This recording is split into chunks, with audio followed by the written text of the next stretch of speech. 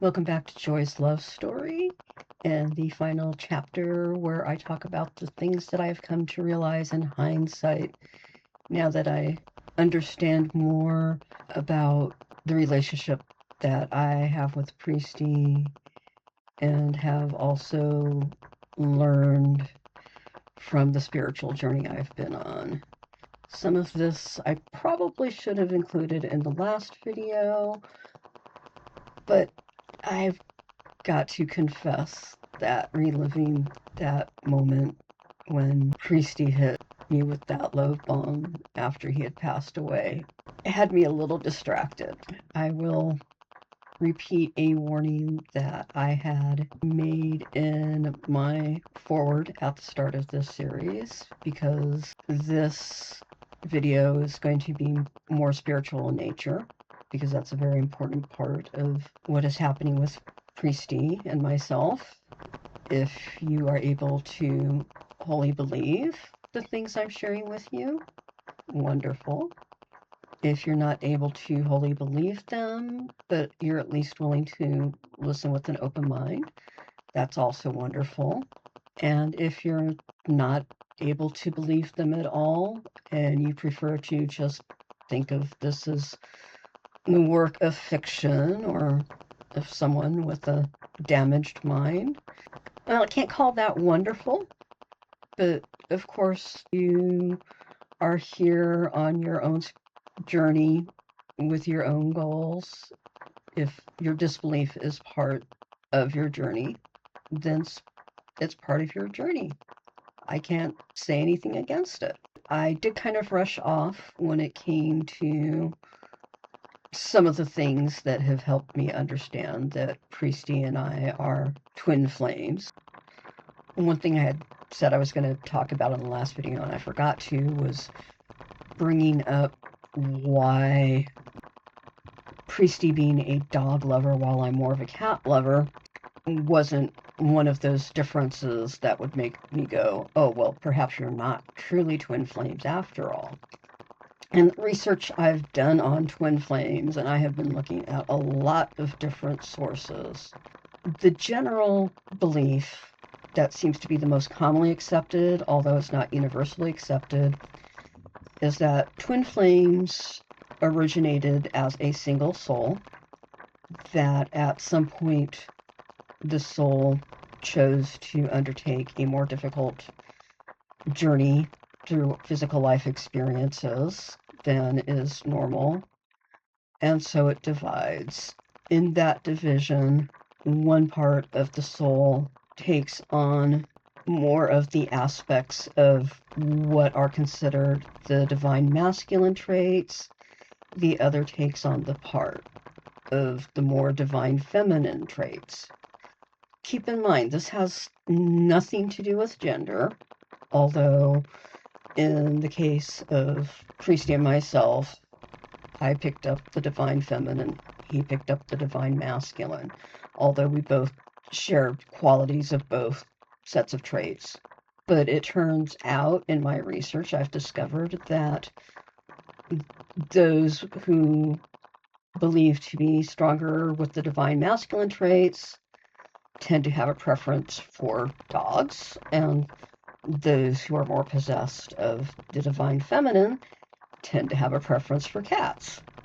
So that was kind of like, oh, well, that's just another confirmation in my mind that, yeah, we're really twin flames, because every now and then I end up almost in a state of disbelief about all of what I've experienced in the past year and what a profound difference it has made in my life. But continuing on, other things that have convinced me that we are indeed twin flames are things that I have felt since his passing, usually on the emotional level. To me, the first big sign was waking up the morning of December 8th, a little after 6 a.m. my local time, and I'm just being jolted out of sleep. There's this huge sense of alarm and danger just blaring through my head. Normally, I would think, oh, well, I'm just waking up from a bad dream. The problem is that on those occasions I've wakened up with those senses of alarm and danger coming out of a bad dream. There's always an accompanying physical sensation within my body to go with it. My heart pounding, my blood racing to the point where I can feel it throbbing through the back of my head, nerves tingling, that sort of thing. If you've ever woken up suddenly out of a bad dream, you probably have a fairly good idea of what I'm talking about. I did not have any of those physical sensations on this occasion. It was just the emotion rushing through my head. To me, that was, is Priesty sending me a message? Is there something going on? I'm laying there, I'm listening to the world around me, and it's dead silent. I'm trying to feel any vibrations in the earth as I'm laying there quietly.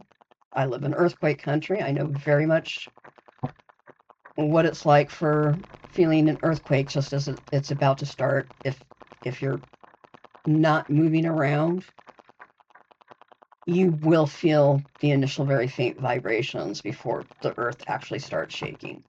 There's nothing like that.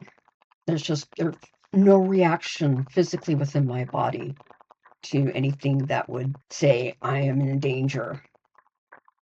Not having anything to really keep me from falling back to sleep. I sort of glanced over at my smartphone, which is how I knew that it was a little after 6 a.m., and went back to sleep. Woke up a few hours later, feeling rested, going about my day, doing my normal stuff, not thinking of anything. And I come across a YouTube clip making reference to an earthquake that had supposedly happened in Japan that day. So I'm, going through the quake. I know Japan gets hit with a large number of earthquakes annually, and their earthquake building codes and planning for evacuation, that sort of thing, is way more advanced than what we have here where I live, even though this is earthquake country. And so I'm just listening, and they're talking about, oh yeah, there was a tsunami, but it was only about a foot and a half high by the time it hit the coastal villages. And so, yes, there was some damage and there were injuries, but at that point in time, there weren't any deaths reported, which I'm thankful for. All of a sudden, I'm like, I wonder what time that happened. I look it up, and it was a little after 11 p.m. in the time zone for where the earthquake had occurred in Japan. When I convert that time, it turns out the earthquake happened at the same time I had woken up that morning with that sense of great alarm and danger. I had no problems knowing that it was Priesty that had woken me up. I could see him jumping on Heaven's emergency response team, heading to Japan, helping people find their way to places of safety or otherwise helping them so that there wouldn't be any deaths or injuries that had not been part of somebody's life plan. So that was one. And I definitely have felt his emotions on other occasions. Again, because when it's his emotion and not my personal emotion, I don't get the physical sensations that usually come with emotions, with the exception of tears if I'm sad, or tears if he's sad. There's just something about sadness. It doesn't make any difference who is sad. It's if I'm aware that they're sad, tears will come for me, even if I'm not emotionally invested in whatever's causing those tears. If I'm not getting the normal physical reactions, I know it is something that he is experiencing and not me. That same day where he came to me, and I start reading his obituary, and a couple of hours later, I'm thinking about the things that I've read and trying to just process what all of it means being a twin flame with him. A thought came to me is like, okay, it said that he was, a dog lover and especially loved his Wislas that he'd had. And so I go online, search for images of Wislas because I can remember that they were one of the larger breeds of dogs and they tended to be kind of on the active side, but I couldn't remember what they looked like. I pull up images online and see them, and me personally, I'm going, okay, that's what dogs they are. At the same time I'm doing that, I'm getting hit with this incredible sadness and guilt. Again, I know it's Priesty feeling these things. He is missing his dogs. So I tell him, mentally, I'm not talking out loud or anything, just in my mind, I'm saying to him, go visit them. Go visit them. Go play with them. Our pets, especially dogs and cats, they are incredibly sensitive to souls around them that are, visiting from the spirit realm to those that they love. And I'm like, they will know that it's you. Just go visit them. I'm getting this little emotional, oh yeah, that's right, sort of feeling back from him. And it's almost like he disappears, but I'm certain he went to go play with his dogs. And later that night, when I felt him more strongly, I could tell he was in a much better mood. So I do hope that on the occasions where he's not hanging around with me, that one of the things that he is doing is visiting his dogs to play with them, or, visiting his family. It's something else that I very much want him to be doing, is just remaining with his family, because his dad deserves it for being the best dad in the world. And I'm sure that the other members of his family are similar in nature and are just as deserving. I'm pretty certain that he was visiting with them on Christmas Eve. I had encouraged him to make certain to do that a day or two before, because I figured it would be a rough Christmas for his family, with it being first without him. I wanted him to be with them. He can't be there physically, but he can be there in spirit. There are ways that departed souls have of sending signs to let us know that they are present, and I encouraged him to do that and just be with them for the day, and definitely was in a very positive, actually pleased mood when he returned to me as I was about to go to bed on Christmas Eve. And so that made me feel good, knowing that there was something positive for him on that day, despite what his family must be feeling. Little things like that. Sometimes I am very much sensing what he is feeling. I've also spent a lot of time thinking about the things that we missed out on together. The typical twin flame journey is a somewhat contentious one at times. There's evidently this pattern of chaser and runner that those that have done some study into twin flames have noticed, where the chaser is someone that has come to sense that there is a spiritual connection between themselves and the other individual, and so they're always trying to seek out that individual, while the runner is uncomfortable with what they feel when they're in the physical presence of the other one. They will run, they will separate, they will disappear out of their lives. just for things a few years later to draw them back together yet again, because they are meant to be together. Priesty and I, of course, missed out on that physical part of the twin flame connection.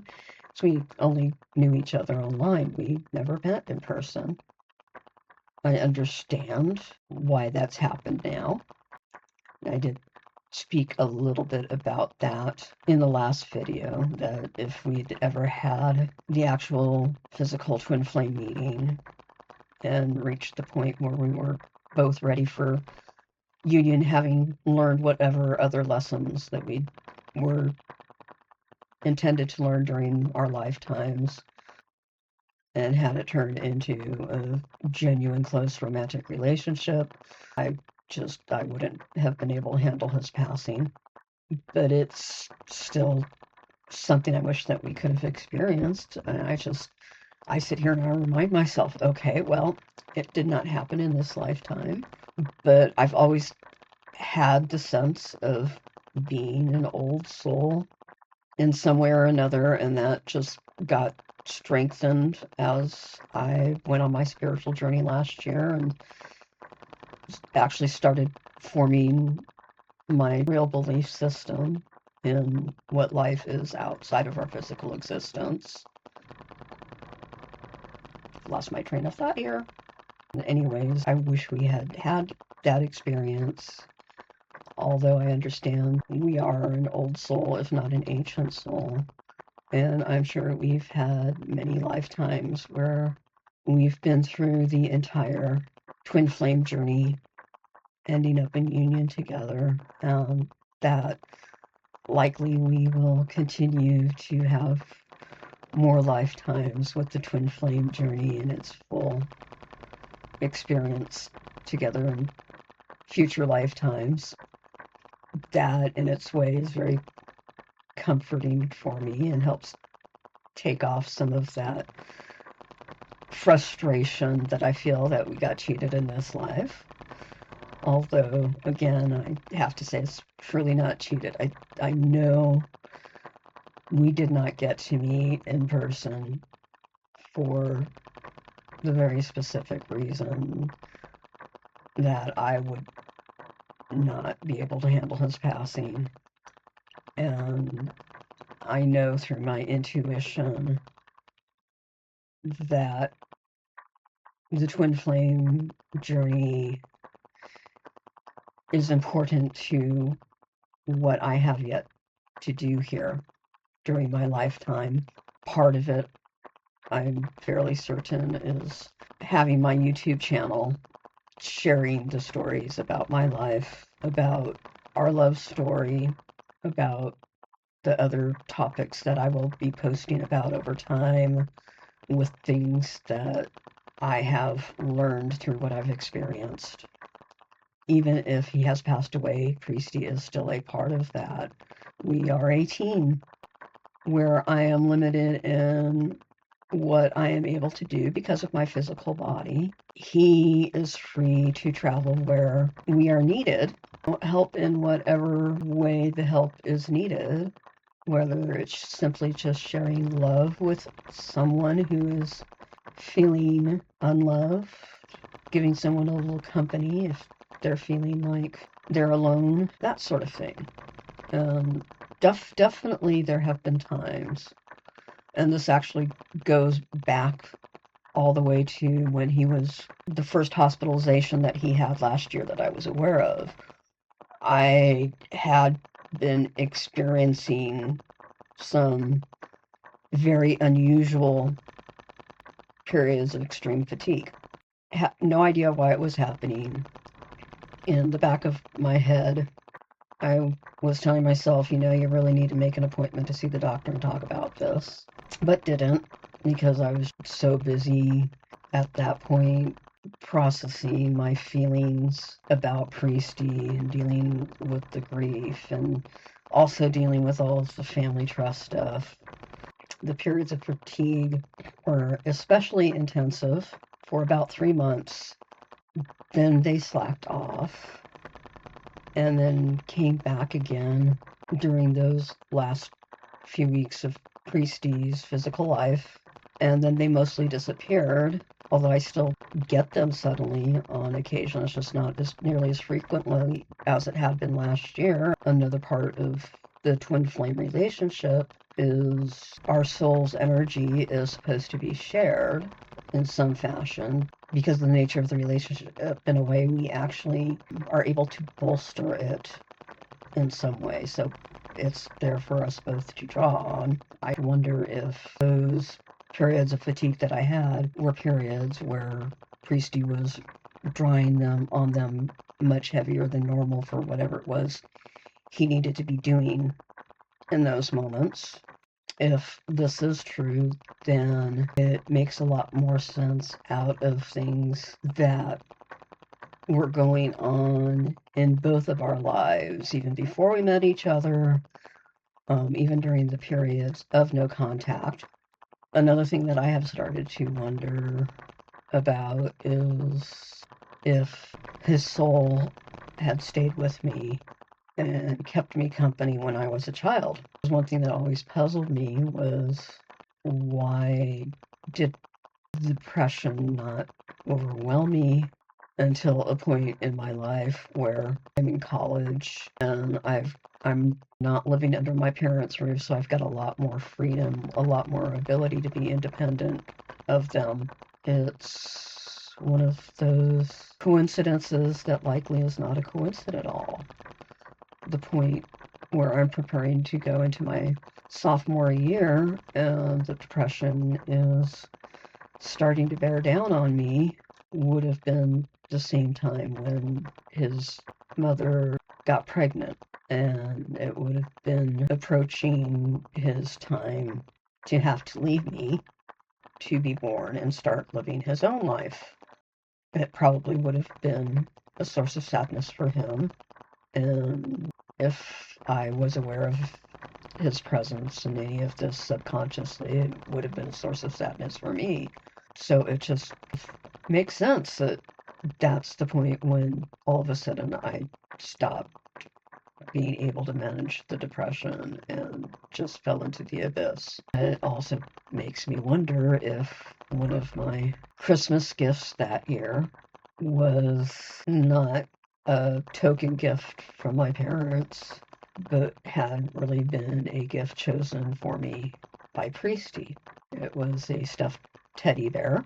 To be specific, it was the 1985 holiday bear for the Broadway department stores that was called Bixby Bear. Bixby Bear was a very loyal companion to me during those hardest periods of my life where the depression was extreme. I got to the point where I was always sleeping with him. And for that matter, I still do sleep with Bixby Bear. I still have him now, all these years, all these decades later. He's not his very clean, white, soft, furry self anymore. He's very matted and kind of dingy gray, no matter how much I try to wash him. His seams in spots have started unraveling. It doesn't make any difference to me. At one point, my mom had tried giving me another teddy bear as a gift, seeing the condition that Bixby Bear was in, and the general idea was I would get rid of Bixby Bear and replace it with this other teddy bear, and I couldn't do it. I tried. It didn't work for me. I just ended up mostly ignoring the new one that she gave me and kept sleeping with Bixby Bear. It's why I think it really might have actually been a goodbye gift from Priesty to me as he left to start experiencing his own life. See, other things that have bothered or frustrated me, not knowing our story from his perspective. I really don't know what he felt about me, what he thought about me back during that online gaming friendship all those years in the past. I have no idea what his reaction was when our mutual friend let him know that I was back to playing WoW again last year, or actually it was a year and a half ago. I have no idea what he might have been thinking or feeling when my properly signed letter in the game mail to him was received. I have no idea if he ever read the letter that I wrote to him in full, or if he had just decided at that point in time he didn't want to go through it and ignored it. And I have no real idea how he was thinking about me during that second period of no contact during his passing, at least not up until the point where he made the out-of-body visit to me. Maybe at that point he had come to some realization that he had loved me in turn. I know now that he does love me very, very deeply. I mean, that's been apparent ever since he showed up after I found out he'd passed away. But where I had the opportunity to tell him before he passed that I loved him, he did not get the opportunity to say the same in return to me if he had come to that realization before he passed. And I think about that on occasion. It bothers me a bit. Again, I know without a doubt now he does love me. The way he'll sometimes show up out of nowhere, kind of cover me in love, playfully teasing me emotionally on occasion too. It's just something that I've thought about, and I did a bad one day. It was one of those days where I'd had a sudden fatigue spell, so I went and I took a nap, pressed us up to something, let me sleep so that he is free to use our energy as he needs for whatever it is he's doing. And as I woke up, I could feel a ring being slipped onto the ring finger of my right hand. It only took me a couple seconds to use my thumb to rub it against my finger, and I know that there's nothing there, and yet I can feel the ring sitting there, and I know it's Priesty putting it there, and I'm just totally misunderstanding his attempt at that point in time. I'm thinking he's just trying to do something nice for me and trying to give me a gift. And I really I appreciated it very, very much. And I'm like, it's really not necessary. I don't need that from you. I know you love me. And it was a couple of hours later, it dawned on me. It was like, it's not that he was trying to show his love for me. It's that was the best way he could think of to actually say, I love you. So that made me feel kind of guilty for misunderstanding that at first. Another way that those who have passed away have for communicating with those that they love that are still going through their physical existence is through music, especially a romantic couple that had their special song. The departed soul a lot of times will get that song to pop up on the radio in a playlist or whatever. Certainly Priesty does that with me.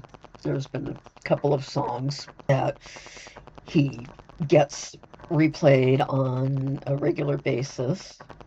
One of them is Silly Love Songs by Paul McCartney and Wings, which to me is like the perfect song for our relationship because it's got that wonderful, silly, playful nature to it. At the same time, it just keeps repeating, I love you over and over and over again. So that's one that he has managed to get playing for me almost from the start after he passed. But after that afternoon with the ring on my finger, another song started showing up that I honestly couldn't remember hearing before. It happened to also be by Paul McCartney and Wings. It's a song called 1985. The year itself is a big way to get my attention because that was the year that I began my sophomore year in college, and everything started falling apart on me when he would have started making his preparations to be separated from me so he could be born. It got me to look up the lyrics of the song. It is sort of a love song. I'm, of course, going through the lyrics, knowing that it's coming from Priesty. Well, not coming from Priesty as such, but Priesty chose it to send it to me. It's a kind of a really wonderful way for him to also say, I love you. Especially, I think what really did it for me is the second verse. Well, my mama said a time would come when I would find myself in love with you. I didn't think, I never dreamed that I would be around to see it all come true. It makes me think about what Priesty had told me about how he had figured that he would always end up dying to the cancer, that he knew it was something that was going to be more of a sooner than a later for him. And it makes me wonder if there had been some point in his life where he was having a conversation with his mother, possibly when he was sitting with her during her own hospice before her passing. Maybe he mentioned me to her. Maybe she told him that in time he would come to realize that he loved me. I don't know. It's all these little don't knows that frustrate me. I would still love to know and hope that the answer is yes, that he did have other girlfriends over the years, even if it turns out that none of the relationships was right for him and he never got married. But I don't like the idea that it's something else that he would have missed out on in his life that was shortened. I know he never had children. I've never had children either, for that matter.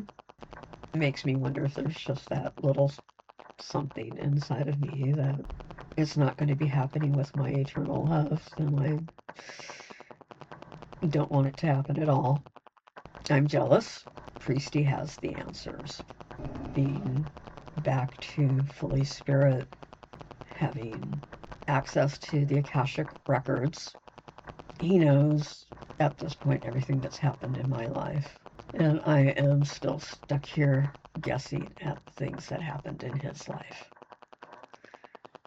But one day, maybe before I pass away, maybe not, I know I will get the answers that I very much would like to have. I hope it happens before I pass away.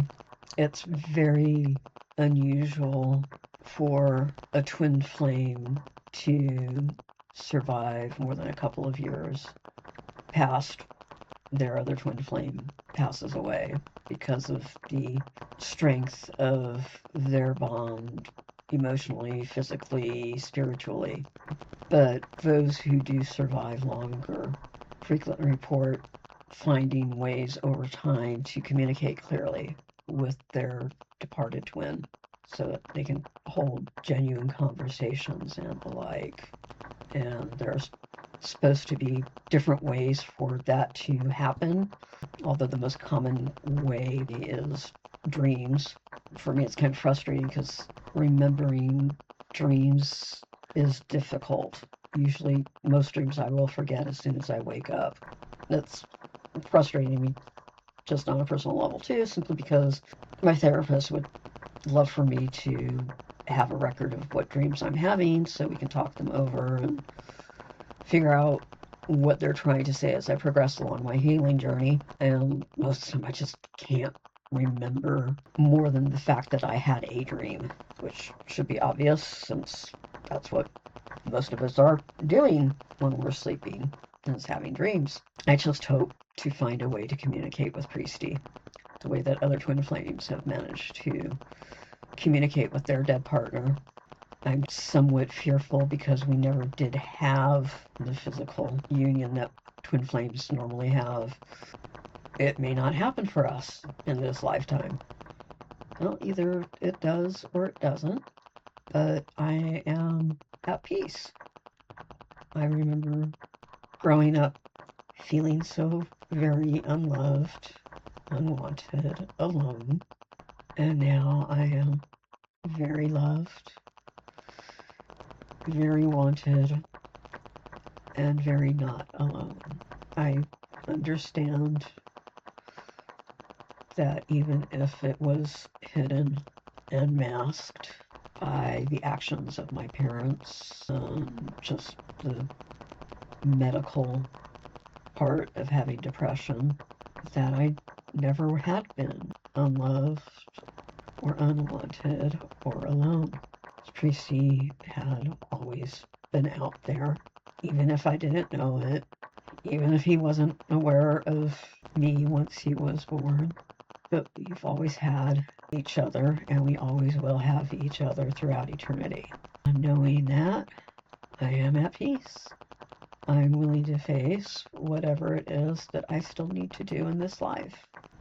I will face and do what is needed in any other lifetimes that I may have, because he will always be there with me in one way or another.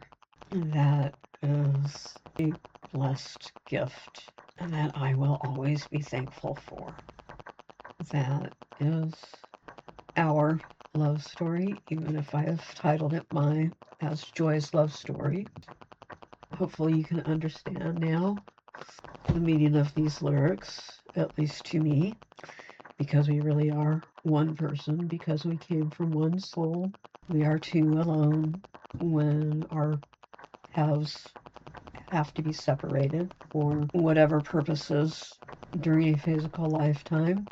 We are three together because when we are able to be together, we become something much greater than the sum of our halves. And finally, we are for each other. We will always be there for each other through the good times, through the bad. No matter what else is going on, we will always have each other. And that is all that matters to me in the end, knowing that Priesty is there waiting for me. And so here I finish up memorializing him, or at least what I know of him. There are certain details that I have left out regarding his personal life. As I mentioned before, I don't want people to identify his real life identity if possible, because his family is certainly deserving of their privacy, and for them, they're still experiencing his loss, while for me, I've gained back something that I had lost long ago. I do feel the sadness that gaining Priesty back as part of my life has cost his family so much, so I don't want this to cause them any more grief if it can be avoided. I suppose there's always the chance that someday I will hear something back from his father, because I had sent his father a letter at the end of last year after a month had passed since Priesty's death, trying to do in my own awkward way offer some comfort to him and letting him know that Priesty truly is still here with us on earth, even if it's only in spirit, that he did very deeply love his father, and for that, for being the best dad in the world, I wanted to extend my thanks for helping Priesty grow into the person that he was, and for offering him so much support and love for the short years that he had as part of this physical existence. So I got myself crying again, even though there's the other part of me that wants to be jumping for joy, no pun intended, as Priesty is sitting here with me, and he's telling me, congrats, you got it done. Although it's not done yet, I still gotta go back through and edit all of this stuff before I get it up on YouTube. Of course, it'll be on YouTube by the time you get to see it. I hope in some ways that something within our story may help to inspire you if you are struggling in your life and feeling unloved, trapped, any of those, just anything where your life is less than leaving you in a position of peace and comfort. And that's what these videos are here for. Helping people find inspiration that they need, encouraging them to rethink how we view our lives, considering the things that we are taught and indoctrinated into as children, the distortions of the spiritual reality that is, or at least that I believe is, by individuals who lived 16 centuries ago, and how those distortions have shaped the Western Hemisphere into the societies that we have now and the chaos that it is causing. I hope people choose to step back and rethink how they view what humanity is and what life should be, and choose to start changing things to make a real difference and bring us to the point where everybody can live in peace and comfort and love. Maybe even some joy, no pun intended. Thank you for watching. I will, of course, continue making videos on other subjects as I think of them. Until next time, peace, love, and joy. Take care.